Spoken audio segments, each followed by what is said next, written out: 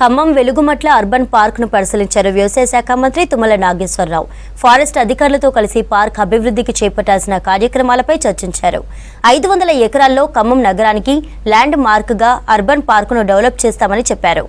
పార్కులో మహిళా సంఘాల ఆధ్వర్యంలో మిల్లెట్ స్టాల్స్ ఏర్పాటు చేయాలని ఆదేశించారు మంత్రి. సైక్లింగ్, స్విమ్మింగ్, బోటింగ్ సౌకర్యాలు కల్పిస్తామన్నారు. ఎన్విరాన్మెంట్ ఏర్పాటు చేస్తామని వివరించారు తుమ్మల.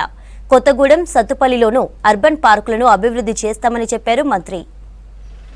వాల్యూ పెరుగుతుంది, రోడ్డు కూడా స్ట్రైట్ గా వస్తుంది. ఇప్పుడు ఇది 19th సెంచరీదా?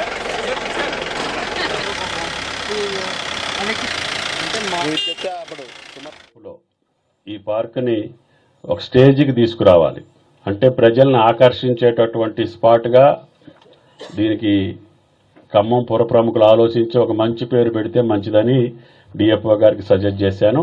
కలెక్టర్ గారు కూడా ఆయన సంప్రదించి ఏం పేరు పెడితే బాగుంటుంది, చారిత్రకమైనటువంటి ఖమ్మం చరిత్రకు సంబంధించిన నేపథ్యం విలేకరులు కూడా ఉన్నారు కాబట్టి మీరు కూడా ఆలోచించి సజెస్ట్ చేయండి.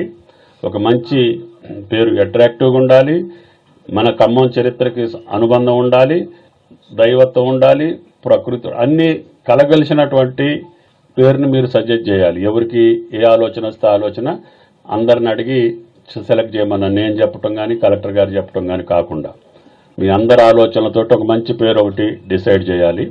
సరే, డెవలప్మెంట్కి సంబంధించి డిఎఫ్ఓ గారు చాలా ప్రోగ్రామ్స్ పెట్టుకున్నారు. నిన్ననే పీసీసీఎఫ్కి చెప్తే 3 పార్కులకి ఖమ్మంతో పాటు నేను కొత్తగూడెం, సత్తుపల్లి కూడా ఇదే పద్ధతిలో ఉంది. వాటిని కూడా డెవలప్ చేసుకుంటే 2 జిల్లాల్లో అటు కిన్నెరసానితో పాటు సహజ సిద్ధమైనటువంటి అటవీ సంపద కలిగినటువంటి మన జిల్లా దాన్ని కోల్పోతున్నాం. కాబట్టి ముఖ్యంగా పట్టణాలకు సంబంధించి ఈ యొక్క జిల్లాలో ఖమ్మం తర్వాత కొత్తగూడెం తర్వాత సత్తుపల్లి పెద్ద పట్టణాలు ఉన్నాయి.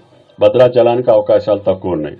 అయినా సరే అక్కడ ఏం చేయగలుగుతామో అక్కడ టూరిజానికి సంబంధించి చేసుకుంటూనే కిన్నెరసాని పాలవంచకు సంబంధించి కొత్తగూడెం టౌన్కు సంబంధించి కొత్తగూడెం పార్కు, అదేవిధంగా సత్తుపల్లి ఇది మనకి సహజ సిద్ధంగా మనకి మనగూడినటువంటి అవకాశాలను సద్వినియోగం చేసుకోవాలని జిల్లా కలెక్టర్ గారు, డిఎఫ్ఓ గారు మంచి కార్యక్రమాలు తీసుకొని ముందుకెళ్తున్నారు.